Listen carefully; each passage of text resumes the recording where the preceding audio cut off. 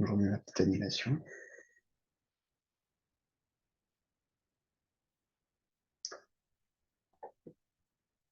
Bon, il est 13h05, on va commencer. Donc, je vais vous présenter quelques résultats issus de notre projet fromage. Donc, fromage, c'est pour figurer la ressource en eau et le microclimat des parcelles agroforestières du Grand Est. C'est un peu dans la continuité de ce qu'on a fait dans potage. C'est un projet qui est financé par l'OFB, l'Office français de la biodiversité, encore en 2024, un projet qui dure 3 ans, et qui réunit 3 partenaires, donc l'UNR-Silva en est coordinateur,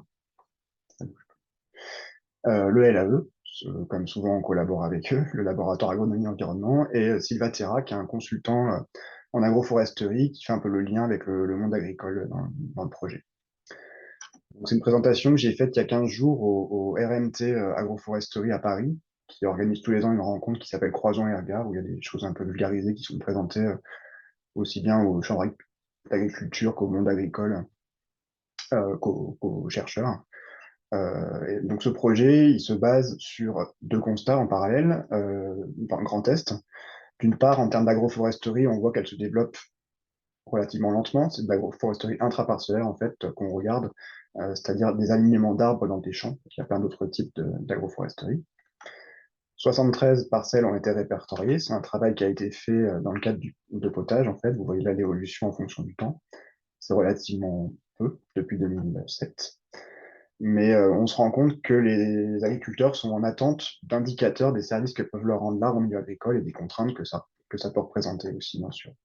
Et en parallèle à ça, en termes de changement climatique, on observe dans la région une augmentation moyenne de 0,3 degrés par décennie dans la région depuis 50 ans, une augmentation continue du déficit hydrique, ce qui cause, bon là je vous apprends rien, des stress thermiques en termes de chaleur mais aussi de froid, et les stress hydriques, qu'ils soient au niveau du sol ou atmosphérique.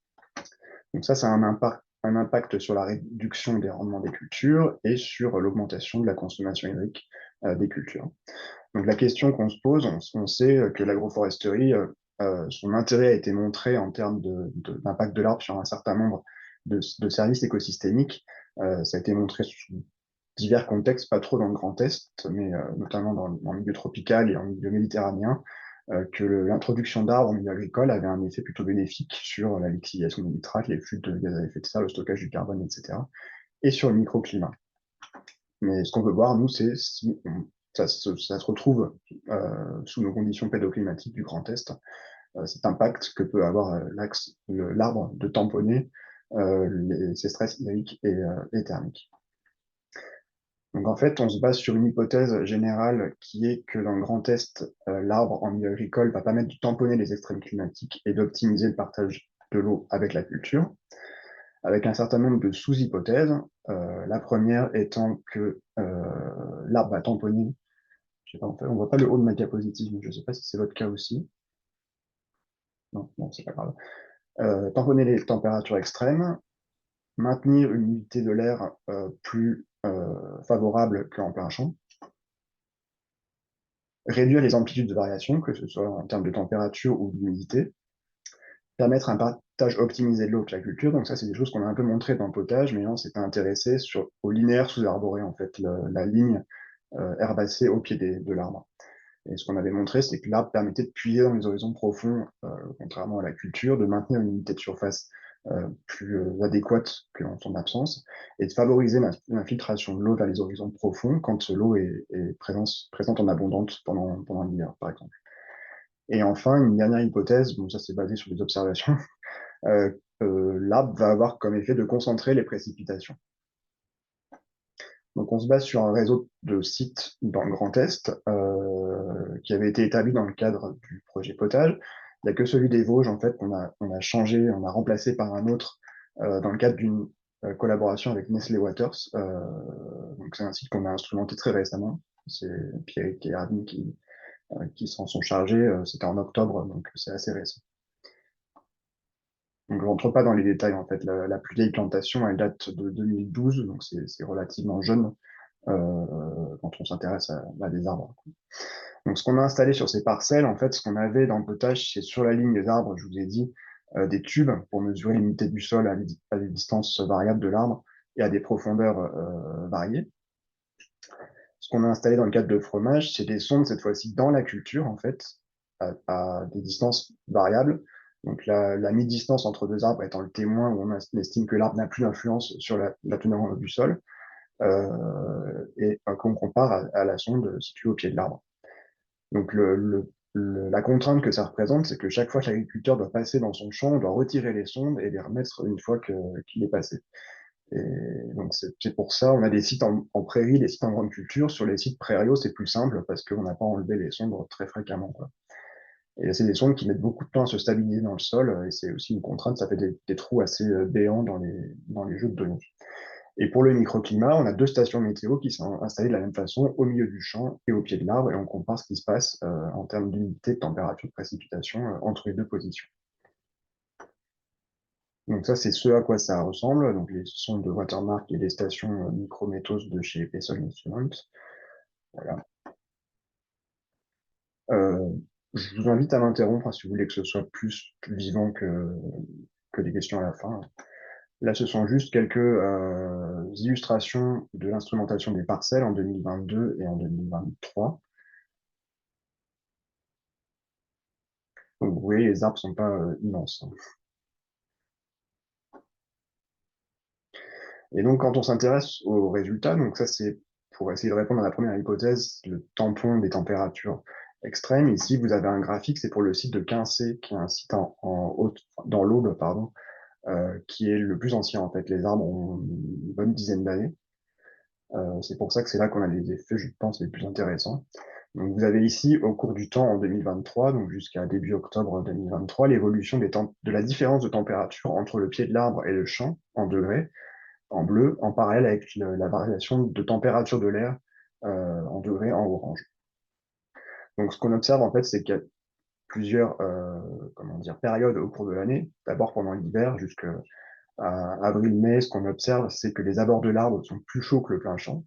Euh, en moyenne de 0,1 degré Celsius. C'est pas beaucoup du tout, mais vous voyez que ça peut être des différences beaucoup plus importantes de plusieurs degrés, en fait, entre le champ et l'arbre, mais ça, c'est pendant l'hiver.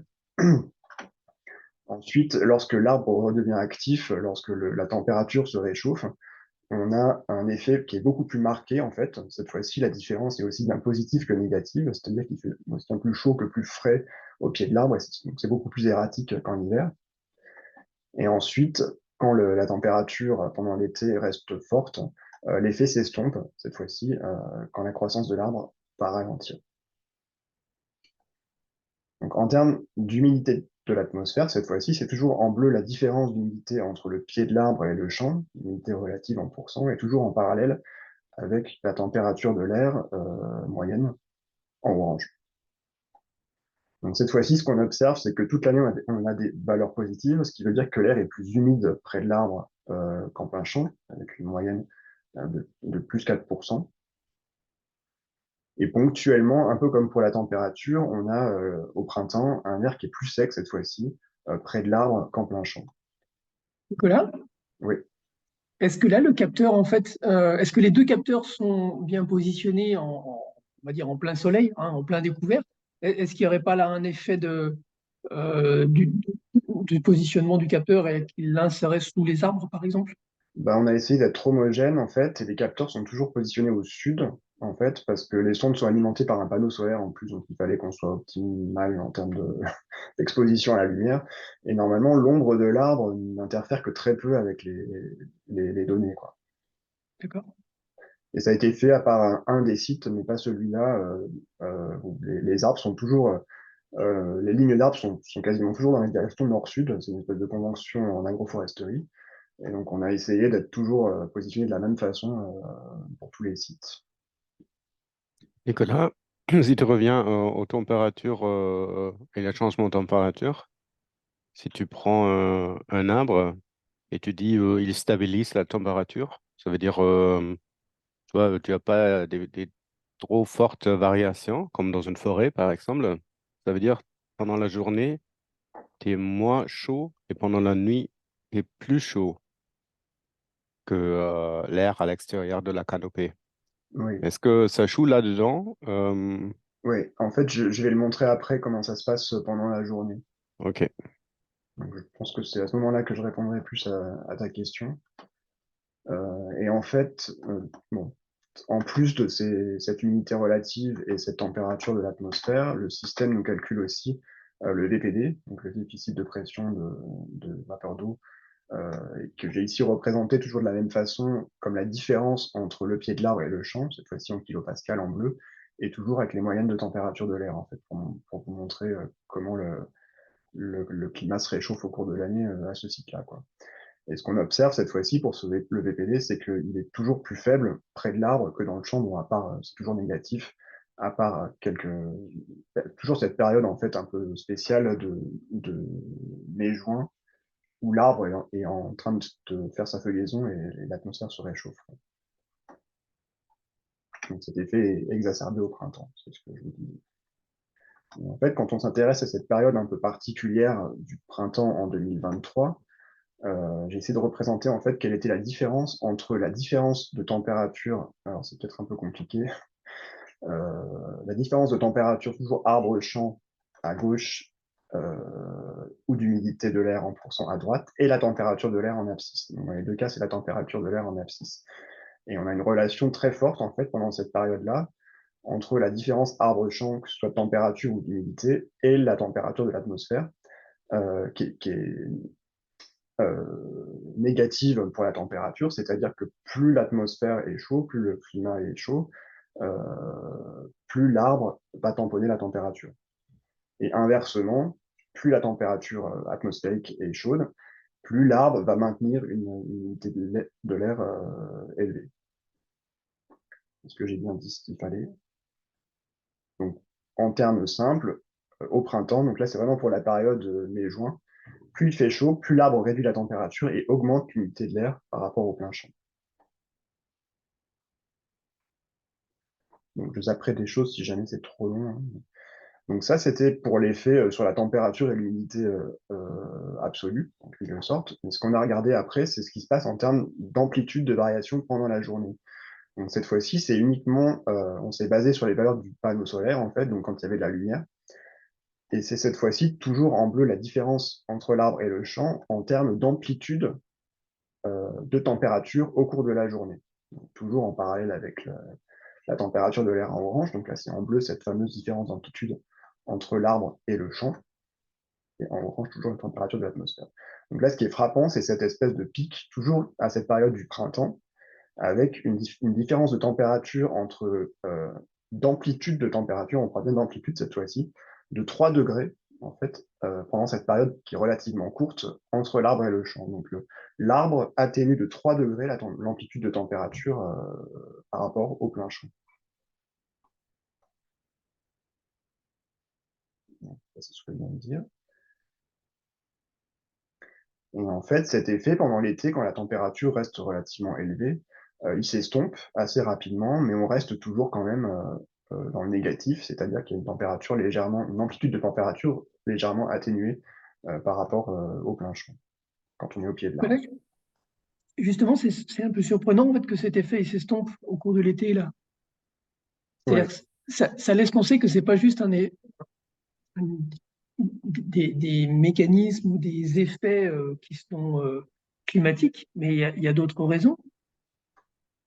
Bah, l'hypothèse qu'on peut faire, en fait, on peut faire que des hypothèses, hein, on n'a pas de moyen de savoir. On peut se dire qu'en fait, quand l'arbre commence à être stressé hydriquement, son effet sur le microclimat s'atténue. Après, l'explication beaucoup plus terre à terre qu'on a eue quand j'ai présenté ça à Paris, je vous le disais il y a 15 jours, c'est que ce serait un effet en fait retard du réchauffement du sol au pied de l'arbre par rapport au plein champ, quoi. Enfin, c'est quand même un effet de l'arbre qui ralentirait le réchauffement du sol à son pied, quoi. Et donc c'est pour ça que ce serait très temporaire. Mais tu as des mesures pour évoquer un effet sécheresse et une diminution de la transpiration, par exemple? Non, on n'a pas de mesure. Parce que, ouais. En fait, ce projet, c'est pour ça que c'est assez nouveau pour nous, en fait. On travaille vraiment sur les aspects microclimatiques, pas du tout sur ce qui se passe en termes de physiologie de l'arbre, quoi. Mhm. Et l'intérêt de présenter les résultats, c'était aussi vous nous aiguillez peut-être sur des choses à faire. Il nous reste 1 an de projet. Mhm. Donc, je continue. C'est ce que je viens de dire. Et en termes d'unité de l'air, en fait, on a exactement la même chose. C'est toujours la différence d'amplitude de température entre le pied de l'arbre et le champ, non pas de température, pardon, d'humidité de l'air cette fois-ci, en pourcent. Et vous voyez qu'on a le même pic à la même période, en fait. Il y a une atténuation de l'amplitude d'humidité de l'air par l'arbre pendant cette période printanière.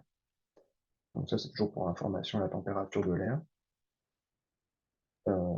Voilà. Nicolas, Ouais, je me déjà demandé avant, tu vois, dans l'humidité de l'air, probablement c'est la l'humidité relative, oui, et il y a un effet température.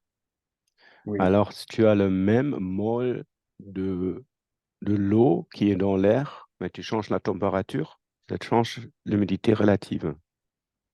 Et je pense que ça sert à rien de calculer l'humidité absolue. Comme ça, tu peux dire, par exemple, ton hypothèse avec la sécheresse, si en absolu ça ne change pas, c'est pas cet effet-là. C'est plutôt un effet température. Et de manière pratico-pratique, comment tu fais ce calcul? Alors, absolu, relatif, c'est la valeur absolue divisée par le saturated vapor pressure. Et ça, c'est une fonction de température, hein, et tu peux juste multiplier le H avec saturated vapor pressure. Ça te donne la valeur. Ok, ok, on va faire ça. Merci. Oui. Mais d'un autre côté, Mathias, en fait, si Nicolas montrait là le VPD, le VPD, ça prendrait en compte ça, en fait. Non, parce que ça, c'est le saturated vapor pressure moins la valeur absolue. Ça veut dire c'est une différence. Si la vapeur absolue reste, le saturated vapor pressure augmente avec la température. C'est Mhm. une fonction exponentielle. Cette VPD augmente, même si ta valeur absolue de mol de H2SO que tu as dans l'air ne change pas. Mhm. Ok. Et donc voilà. Ça, c'est toujours la même chose. Et ensuite, qu'est-ce que je voulais vous montrer d'autre? Euh, oui, c'est ce que je disais tout à l'heure, en fait, c'est ce qui se passe pour 3 journées en fait consécutives où l'effet est très très fort. Donc on revient à la température cette fois-ci. Donc cette fois-ci, c'est plus la différence. C'est en bleu la température en plein champ et en orange la température au pied de l'arbre. Et ça en parallèle avec une période un peu plus tardive où on a 3 jours cette fois-ci où l'effet est plus du tout marqué. Donc toujours pour le pied de l'arbre et le plein champ. Et donc, je vous rappelle qu'en fait, on ne tient pas compte de la nuit en fait, pour les amplitudes que je vous ai présentées juste avant. Et ce qu'on voit, c'est que c'est au plus chaud de la journée en fait, que l'effet est important. Euh, la température peut être 2 degrés plus faible, enfin, oui, 2 degrés plus faible au pied de l'arbre qu'en plein champ. Et cet effet ne se retrouve pas euh, quelques jours plus tard, en fait, quelques semaines plus tard, quand la saison chaude avance. Et en fait, donc, ces effets-là, c'est des effets qu'on retrouve à tous les sites, ou presque, et ça a l'air d'être proportionnel, donc vous allez me dire que j'enfonce une porte ouverte, mais à la taille de l'arbre, en fait. Donc, c'est peut-être complètement évident, mais bon, enfin, et après, donc ça Oui, c'est... Nicolas. Non, je voulais évoquer que finalement, là, dans les hypothèses que tu peux faire, finalement, il y a soit c'est un impact de la transpiration, finalement, hein, la présence des arbres engendre d'humidité relative à proximité de l'arbre, soit c'est un effet rayonnement, en fait, hein, une source plutôt radiative euh, qui fait que dans l'environnement là, de la station météo, il y a moins de rayonnement, il y a moins d'échauffement. Est-ce que c'est ça les hypothèses un peu que tu fais? Oui, oui, c'est ça. Ouais. Mhm. Mais il y a aussi l'effet du champ. Est-ce que, tu vois, c'est parce que ça pousse aussi. Est-ce que c'était pareil pendant les deux trucs là? Il y a aussi un sous-couvert de l'arbre Parce que ça veut dire, là, tu sais, tu vois un effet tampon pendant un certain moment et ça se diminue après. Oui, Si c'est zéro l'arbre, c'est pas très logique pourquoi ça diminue. Alors, soit c'est parce que, en fait, c'est un truc de l'ombre, que c'est un phénomène parce que, en fait, ta station était quelque part où tu reçois l'ombre à un moment et parce que le soleil, ça change avec le temps, c'est plus là. Ou est-ce que c'est un effet de sous, de, de verre au-dessous de ton arbre, ouais, qui se développe, mais après, tu vois, ça se sèche rapidement. oui. Il y a En fait, probablement, tu peux regarder aussi les températures dans les sols, dans les hauts des sols aussi. bah, on a cette information-là, mais pas différentes distances de l'arbre à la température du sol. Parce que là, c'est quand même sur une période relativement courte, hein, c'est tout au mois de juin. Donc, en fait, le comportement change en quelques semaines. Je suis pas sûr que ce soit vraiment un effet de changement de position du soleil. Enfin, Ouais, bien sûr, c'est son maximum, hein. Ça passe au maximum, mais après, alors si tu as, ça se peut que c'est exactement pendant qu'il passe le maximum. Alors, ça peut être un changement euh, tu mets de l'ombre sur ton appareil et tout. ok. Je dis pas c'est ça, c'est juste aussi une hypothèse. Mhm. Ce que tu dis, Mathias, là, ça rejoint ma question initiale. En fait, c'était est-ce que la station météo à proximité de l'arbre reçoit un moment de l'ombre? Mais d'après toi, Nicolas, ça n'est pas le cas. Parce que Bah, même si le soleil est au zénith vers le 21 juin, malgré tout, hein, on n'est pas au niveau de l'équateur, il n'est pas au-dessus de nous, il est toujours avec un angle. là, on a essayé de minimiser cet effet, c'est ce que je vous disais, hein, enfin, il y a forcément quand même ça qui peut jouer. Oui.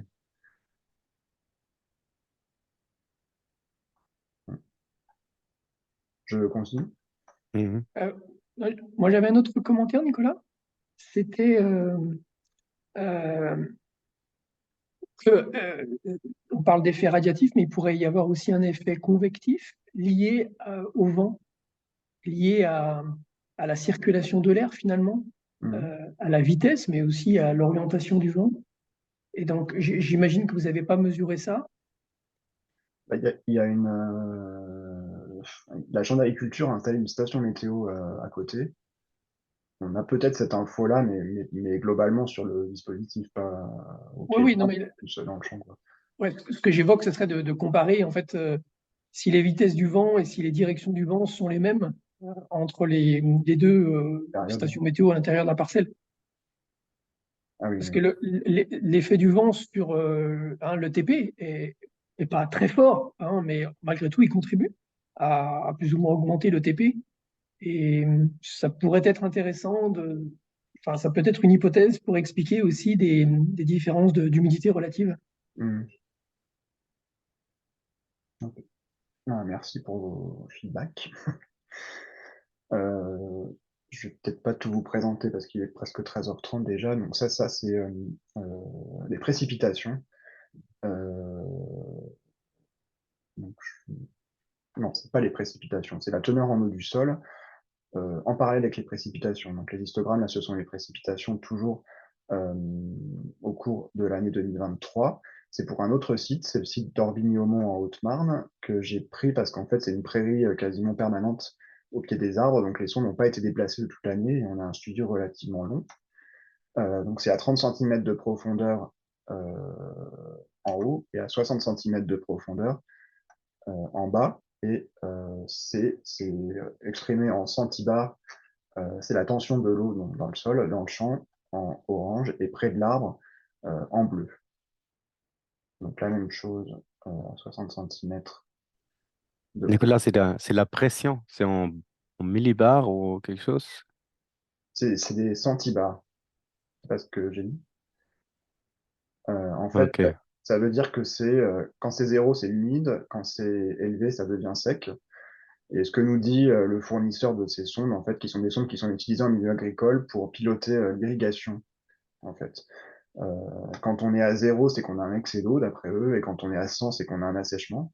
Donc, vous voyez qu'en fait, en plein champ, la courbe orange, on va jusqu'à 100, mais pas beaucoup au-dessus. Tu Euh, peux pas calculer la teneur volumétrique de l'eau, parce que ça, on connaît mieux, tout ça. ouais, et en fait, on s'est fait avoir sur ces systèmes-là parce que bon, c'est Séverine Piouty au départ qui nous a orienté vers ces sondes-là, sans vouloir lui rejeter la faute dessus, parce qu'elle nous avait dit qu'on pouvait calculer un bilan hydrique avec ces sondes. Et finalement, le fournisseur nous dit que non, en fait. Et donc, on se retrouve avec ces données-là de tension qui sont difficilement exploitables, en fait. Donc, on essaye d'en tirer ce qu'on peut, mais c'est pas forcément hyper lisible. Je suis d'accord avec toi. Enfin, Et l'intérêt, c'est que ça te donne précisément quand est-ce que le sol est humide et quand est-ce que, il se dessèche. Mais après, voilà, comme tous ces sols, assez rapidement, tu atteins là, le seuil de 250 où les capteurs décrochent. Donc, tu ne peux pas continuer à évaluer l'intensité de la sécheresse ça, en juin, juillet. mm, Mais ça te donne quand même ces deux informations-là. mm, mm. Non, en tout cas, ce qui est frappant, c'est qu'au pied de l'arbre, on a un assèchement, que ce soit en surface ou en profondeur, qui intervient plus tôt, quoi, et qui arrive très vite par rapport au plein champ, quoi. Donc ça, c'est plutôt en désaccord avec ce qu'on avait sur le linéaire sous-arboré dans le potage, où on avait plutôt un maintien de l'humidité du sol en surface par l'arbre, ou ce genre de choses. C'est pas ce qui se passe en plein champ, quoi. Et j'ai essayé de représenter ça sous une autre forme, en fait, en faisant la différence de tension entre l'arbre et le champ. Donc, c'est un peu tiré par les cheveux, peut-être vous allez me dire. Donc, c'est toujours en parallèle avec les précipitations en orange. Euh, donc, c'est toujours en surface à 30, enfin non, c'est pas la surface, c'est 30 cm de profondeur en haut et 60 cm de profondeur en bas. Ce qu'on voit, c'est que pendant la saison sèche, donc c'est là où il y a tous les points qui partent complètement en live ici, le sol est plus sec près de l'arbre, donc en surface comme en profondeur. La différence est beaucoup plus forte en surface. Est-ce que ça veut dire qu'il y a une compétition entre l'arbre et la culture pendant cette période en surface? Ça paraît probable.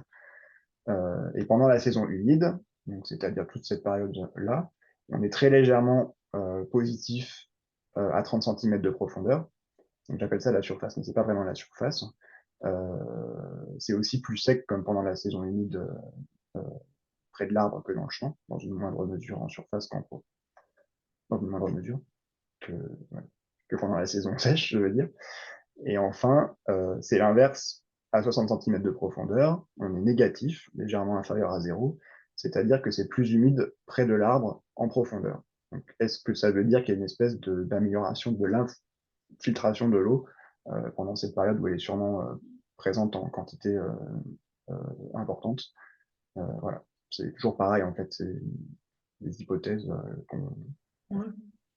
Moi, Nicolas, mon commentaire, ce serait que je ne suis pas certain que tu sois en mesure de pouvoir faire une différence et de interpréter la différence quand cette différence est très faible. Parce que tu es dans l'incertitude de la mesure, parce que euh, quand tu as enfin, ces valeurs de centibars entre 1, 2, 10 ou 20 centibars, qu'est-ce que ça représente réellement en termes d'humidité, enfin, de différence d'humidité réelle Mais dans en le fait, sol? ouais. Parce que sur mon graphique, ce qui est trompeur, c'est que les valeurs sont très très fortes ici. Si je changeais l'échelle pour garder que cette période-là, on aurait des valeurs beaucoup plus importantes là et beaucoup plus négatives ici. Enfin, je sais pas Ouais. si vous faites bien comprendre. Oui, oui, C'est oui, je l'échelle comprends bien, qui, mais, on ouais. voit pas d'effet là et là, quoi. Mais la question vraiment, enfin, c'est d'un point de vue qualité de la mesure et interprétation de la mesure, est-ce que tu peux t'autoriser à faire une différence comme ça quand les valeurs sont si proches de zéro? Les vraies mesures hein, sont si proches de zéro, j'en suis pas certain. Tu pourrais en discuter avec Nathalie Breda. Mm. Je pense qu'elle va pas être trop d'accord non plus. Mais je Non, pense. même s'ils sont différents de, je ne sais pas, un ou deux, tu vois, un arbre, c'est ce qu'il dit André Granier, jusqu'à un certain moment, il s'en fout combien de l'eau est dans le sol, il veut qu'il y a l'eau. Mais s'il y a beaucoup d'eau ou beaucoup d'eau, ou, il s'en fout. Jusqu'à il y a l'eau. C'est juste à un certain moment, là, ça devient un peu, ça devient limitant. Et c'est probablement là où tu as dit c'est assèchement. Mm, Mais entre les deux, tout est bien pour l'arbre, tu vois, ou même pour la culture. pardon. Mais en tout cas, c'est une bonne idée d'en parler à Nathalie, je pense, parce que, à mon avis, ce sera de bons conseils pour nous aiguiller sur si on est à côté de la plaque. Enfin, bon, de toute façon, maintenant, on n'a plus le choix. On recueille ces données-là et c'est comme ça. Il faut qu'on en fasse quelque chose. Mais tu pourrais encore essayer d'avoir, tu faire une calibration de tes sondes. Je ne sais pas, tu as encore les trucs de potage où tu peux mettre dedans et tu mets sur, en fait, l'humidité de sol. Mm. Alors en volumétrique, tu mets à côté, je ne sais pas. Tu sais, Alors, on peut oui, c'est vrai que avoir une... c'est effectivement une bonne idée, en fait, parce qu'au pied de l'arbre, on a une sonde potage et une sonde fromage, quoi. Donc, et on pourrait essayer de croiser les données des deux pour faire une espèce de calibration. Tu regardes, si tu donnes un truc comme ça, ils sont Mm. toujours comme ça, les Ok. courbes. Merci du conseil. Pardon. Je finis rapidement. Donc ça, c'est à propos des précipitations. En fait, ça faisait pas partie du projet initialement, les précipitations. Mais comme on avait cette donnée-là aussi sur nos stations météo, on a regardé ce que ça donnait. Donc c'est pour deux sites, toujours celui d'Orbigny de Haute-Marne et celui de Montenoy, qui est pas très loin d'ici, en Meurthe-et-Moselle. Et là, c'est encore une fois la différence de précipitation entre le pied de l'arbre et le champ en millimètres. Et ce qui nous a frappé, en fait, c'est que au pied de l'arbre, la différence est quasiment toujours positive au cours de l'année. C'est toujours à Montenoy, c'est relativement long. Il y a aussi des données de 2022, mais aux deux sites, en fait. Et comme s'il y avait, en fait, une espèce d'effet canalisateur de l'arbre sur les précipitations, en fait. Donc, elles sont sûrement réparties de manière plus homogène dans le champ qu'au pied de l'arbre, où elles sont canalisées, en fait, par le houppier et le tronc. Et cette différence peut être relativement importante. Enfin, vous voyez, à Montenoy, il y a même des différences de 40 mm. C'est peut-être après des artefacts. Ou alors on est complètement à côté de la plaque et c'est autre chose qui intervient. Mais tu sais, il y a des arbres qui collectionnent leur lot au milieu, au tronc, comme le Mmh. hêtre. Et ils ont une forte, il y a à peu près 15 à 20% de l'eau qui tombe sur l'arbre, qui colle au long du tronc. Et il y Mmh. a d'autres arbres comme la chêne qui ont plutôt comme une parapluie. Et là, si ça tombe, on appelle ça le tripline. Tu vois, c'est pas homogène que ça. Enfin, c'est en fait, il y a des endroits où ça tombe beaucoup. Mmh.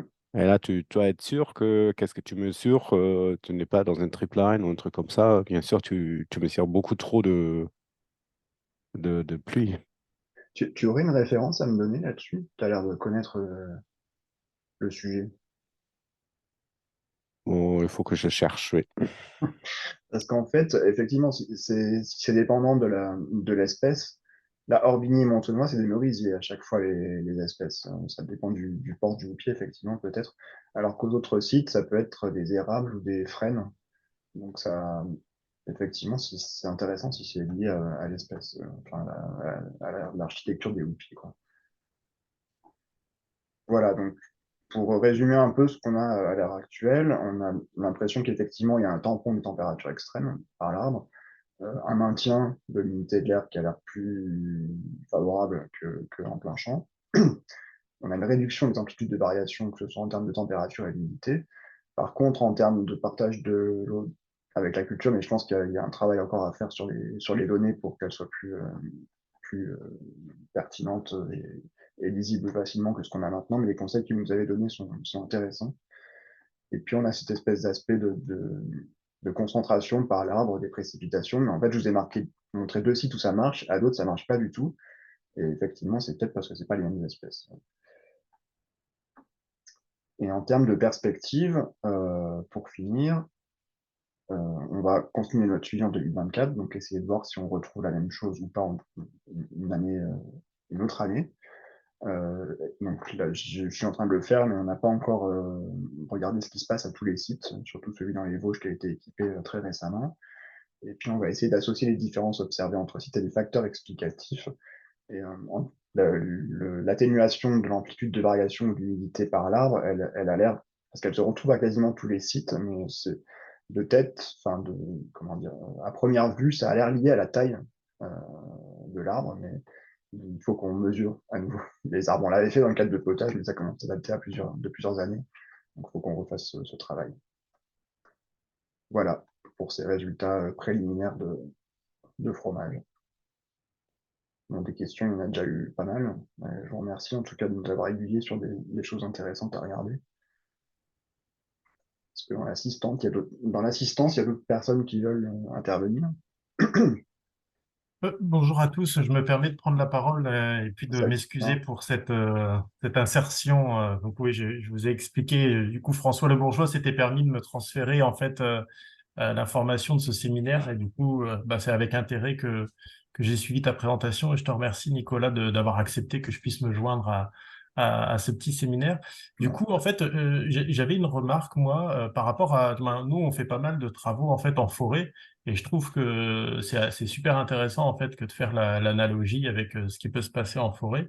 Et, euh, et je me demandais en fait s'il pouvait pas y avoir un petit problème de référence. Tu sais, quand tu calcules tes différences, parce que tu vois, est-ce que ce serait pas intéressant de prendre une référence un petit peu plus macro-climatique, tu vois, qui prennent pas en compte des facteurs locaux, parce que je me souviens plus, tu t'es mis à combien de mètres en fait de ta haie pour faire tes mesures au champ? Je me souviens plus trop de cette valeur. En fait, ça dépend des sites. En fait, les deux lignes d'arbres ne sont pas espacées toujours de la même distance, D'accord. mais je crois qu'on est limité par les câbles, en fait, parce que contrairement aux stations météo, pour les sondes d'humidité, il y a...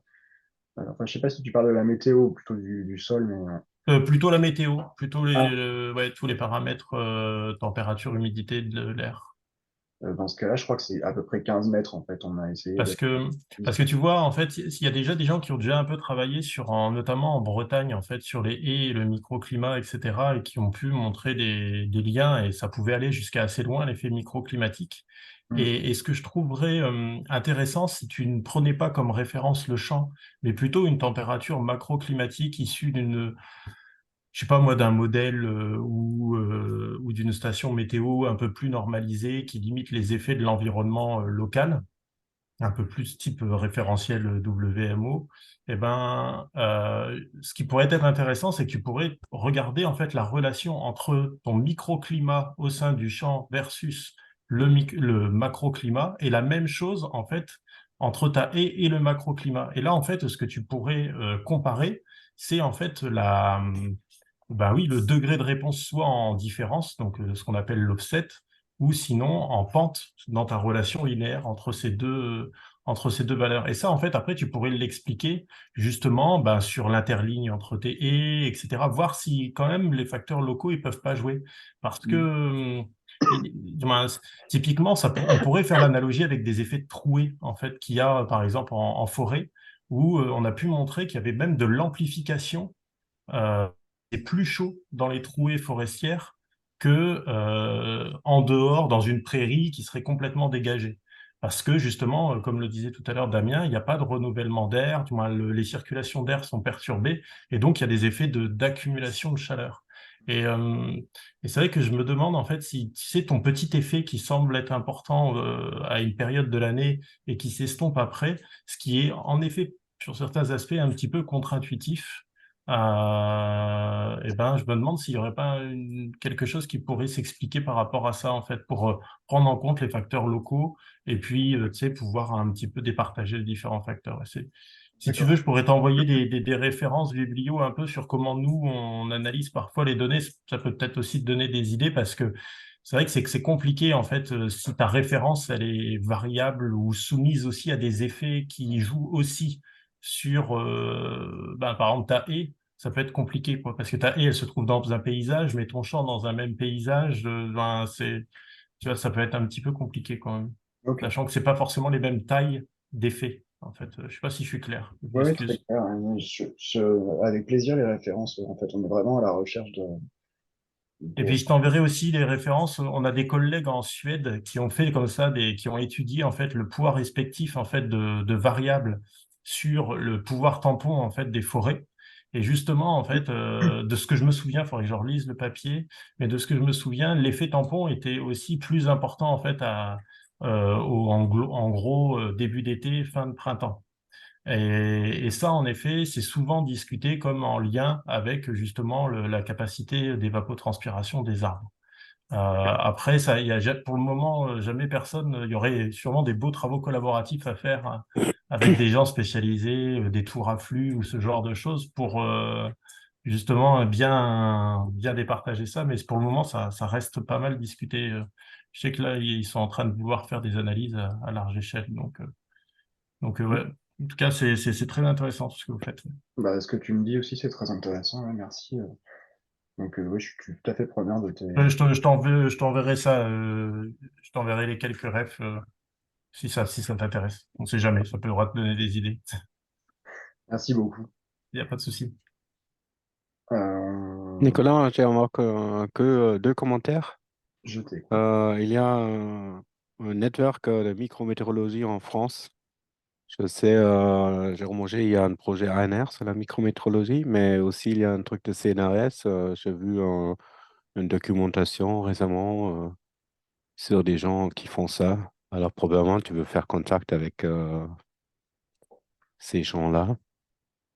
Je sais, j'ai demandé Jérôme, et ils sont tous partenaires dans son projet. Alors, Oui, bah euh, c'est un projet qu'on est en train de déposer justement au PEPR Forest, en fait, pour justement faire une base de données nationale de microclimat en lien avec la forêt et l'arbre. Donc c'est avec Jonathan Lenoir, en effet, il y a Jérôme Auger, il y a tout un consortium là, en effet, pour valoriser les données de microclimat à l'échelle nationale. Oui, en effet, je confirme. et un deuxième commentaire, c'est si tu veux, je sais pas, si tu veux écrire un article, on peut quelque chose dedans. Il y a un modèle, c'est le mec de l'INRAE, il est mort maintenant, il s'appelle Hervé Sinoquet. Ah oui, Et lui, il a fait un